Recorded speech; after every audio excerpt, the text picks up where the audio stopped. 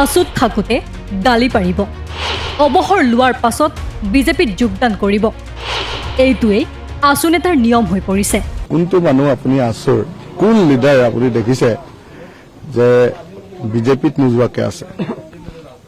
সাধাৰণতে ruling party, আকৌ কংগ্ৰেছৰ শাসন থাকিলে কংগ্ৰেছলৈও যায়, নহ'লে বিজেপিলৈ যায়।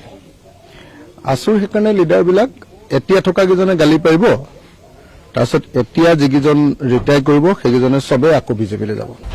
জাতীয়তাবাদৰ নামত ভিতৰি ভিতৰি হিন্দুত্ববাদ, সাম্প্ৰদায়িকতাবাদক সমৰ্থন কৰা, হিন্দুত্ববাদৰ চৰকাৰখনৰ সৈতে গোপন বুজাবুজিত থাকিলে আছু নেতা বিজেপিলৈ নগৈ কলৈ যাব? ইপিনে শংকৰজ্যোতি বৰুৱাই বিজেপিত যোগদান কৰাটো কেৱল শংকৰজ্যোতি বৰুৱাৰ দোষ নহয়, আছুৰ জাতীয়তাবাদৰ দোষ বুলি মন্তব্য কৰে বিধায়ক অখিল গগৈয়ে। ছফ্ট হিন্দুত্ববাদক গোপনভাৱে সমৰ্থন কৰাসকল সেই সাম্প্ৰদায়িকতাবাদৰ ডাষ্টবিনতে পৰিবগৈ বুলি মন্তব্য কৰে অখিল গগৈয়ে। আছুৰ নেতৃত্বক বিজেপিয়ে মেনেজ কৰি ৰাখিছে বুলি দাবী অখিলৰ। অৱশ্যে শংকৰজ্যোতি বৰুৱাৰ বিজেপি গমনক লৈ হিমন্ত বিশ্ব শৰ্মা মুঠেও সুখী নহয় বুলি দাবী অখিলৰ। চব বিজেপিলৈ যাব। তাৰমানে জাতীয়তাবাদৰ নামত যেতিয়া মানুহে সাম্প্ৰদায়িকতাবাদক সমৰ্থন কৰিব, ভিতৰি ভিতৰি হিন্দুত্ববাদক সমৰ্থন কৰিব, আৰু এতিয়া চলি থকা হিন্দুত্ববাদী চৰকাৰখনৰ লগত যেতিয়া মনে মনে বুজাবুজিত থাকিব, তেতিয়া আছুৰ নেতাবিলাক আৰু বিজেপিলৈ নগৈ ক'ত যাব? আজিৰ দিনটোত আপুনি আছুক আপোনালোকে নিজে চাওকচোন, কিবা এটা সংগ্ৰামী কাৰ্যসূচী লোৱা দেখিছে নেকি?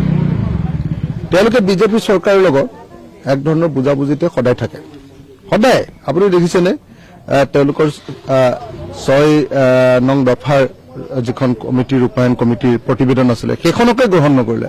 তাৰপিছতো ঘণ্টাৰ পিছত ঘণ্টা, দিনৰ পাছত দিন বিজেপিয়ে চৰকাৰৰ লগত হিমন্ত বিশ্ব শৰ্মা, অতুল বৰাৰ লগত বহিয়ে থাকে। তাৰপিছত কি ক'ব আপুনি? গতিকে মই নাভাবো যে শংকৰ বৰুৱাই বিজেপিত যোগদান কৰাটোত অকল শংকৰ বৰুৱাৰ দোষ, এইটো আছুৰ জাতীয়তাবাদৰ দোষ। আছুৰ জাতীয়তাবাদে যেতিয়া মনে মনে ভিতৰত এটা সাম্প্ৰদায়িকতাবাদ লৈ থাকে আৰু জাতীয়তাবাদৰ নামত এটা সাম্প্ৰদায়িক ৰাজনীতিক সদায় সমৰ্থন কৰি থাকে, আৰু হিন্দুত্ববাদৰ প্ৰতি ছফ্ট যেতিয়া জাতীয়তাবাদ হয়, তেতিয়া সেই জাতীয়তাবাদী নেতাবিলাকে অৱশেষত গৈ সেই ডাষ্টবিনটোতে পৰিবগৈ। এই সাম্প্ৰদায়িক যিটো ডাষ্টবিন, আমি ডাষ্টবিন বুলি কওঁ যিটো সাম্প্ৰদায়িকতাবাদৰ, দেশৰ আটাইতকৈ গণতন্ত্ৰৰ শত্ৰু ফেচিবাদী সাম্প্ৰদায়িক শক্তি, যি দেশৰ মানুহৰ ভোটাধিকাৰক কৰ্তন কৰি, আপোনাৰ এছাৰ আনি ভোটাধিকাৰ কৰ্তন কৰি, দেশৰ মানুহ এজনৰ আটাইতকৈ ডাঙৰ গণতান্ত্ৰিক অধিকাৰটোৰ নাম হ'ল ভোটাধিকাৰ। সেই ভোটাধিকাৰ দিবলৈ নিদি, ভোট দিবলৈ নিদি মানুহ এজনৰ নামটো কাটি দিয়ে। এনেকুৱা আৰু বেয়া পাৰ্টি পৃথিৱীতে নাই। ই অগণতান্ত্ৰিক, ই সাম্প্ৰদায়িক, ই ফেচিবাদী এটা পাৰ্টি। সেই পাৰ্টিটোত যোগদান কৰিবলৈ সদৌ অসম ছাত্ৰ সন্থা, অসমৰ জাতীয়তাবাদী আন্দোলনৰ আটাইতকৈ ডাঙৰ আন্দোলনৰ নেতাবিলাক তালৈ গুচি যায়। তাৰ অৰ্থটো কি? যে তেওঁলোকৰ জাতীয়তাবাদৰ ভিতৰতে গণ্ডগোল আছে। তেওঁলোকৰ জাতীয়তাবাদে মনে মনে চৰকাৰৰ লগত সদায় বুজাবুজিত থাকে। তেওঁলোকৰ জাতীয়তাবাদে সাম্প্ৰদায়িকতাবাদ, আৰু তেওঁলোকৰ জাতীয়তাবাদে মানে আপোনাৰ এই যিটো হিন্দুত্ববাদ, ছফ্ট হিন্দুত্বৰ প্ৰতি এটা নৰম ভাৱ এটা ৰাখি থয়। হিমন্ত বিশ্ব শৰ্মাই শংকৰজ্যোতি বৰুৱাক বিজেপিত সোমোৱাটো বিচৰা নাছিলে।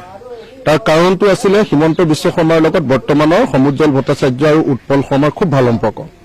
বৰ্তমানৰ আছু যিটো নেতৃত্ব, সেই নেতৃত্বটোক তেওঁলোকে মোটামুটি মেনেজ কৰি ৰাখিছে। যিহেতু আছুৰ নেতৃত্বক হিমন্ত বিশ্ব শৰ্মাই মেনেজ কৰি ৰাখিছে, আৰু শংকৰ বৰুৱাই সমুজ্জ্বল ভট্টাচাৰ্য আৰু উৎপল শৰ্মাৰ লগত কাজিয়া কৰি ওলাইছে, তেওঁলোকৰ কাজিয়াৰ ফলটো এইটো।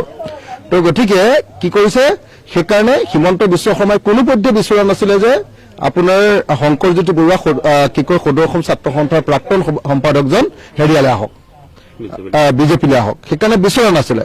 যেতিয়া বেলেগ বেলেগ ফেক্টৰৰ জৰিয়তে তেওঁ বিজেপিত সোমালে, প্ৰথমতে সোমাবলৈ দিয়া নাছিলে, যেতিয়া সোমালে বেলেগ বেলেগ ফেক্টৰ, আপোনালোকে জানিব, সাংবাদিকবিলাকে ভালকে জানিব কেনেকৈ সোমালে তেওঁ। তো সেই ফেক্টৰৰ জৰিয়তে সোমালে, লগে লগে সদৌ অসম ছাত্ৰ সন্থাক সন্তুষ্ট কৰিবৰ কাৰণে কৈ দিলে কি বুলি, ক'লে যে নাই তেওঁ সোমাইছে, কিন্তু এবাৰ আমি চিট নিদিওঁ। এনেদৰে শংকৰজ্যোতি বৰুৱাৰ বিজেপি গমনৰ পাছতেই সৰব হৈ পৰা দেখা গৈছে বিধায়ক Akhil Gogoi. News desk report, north east নাও।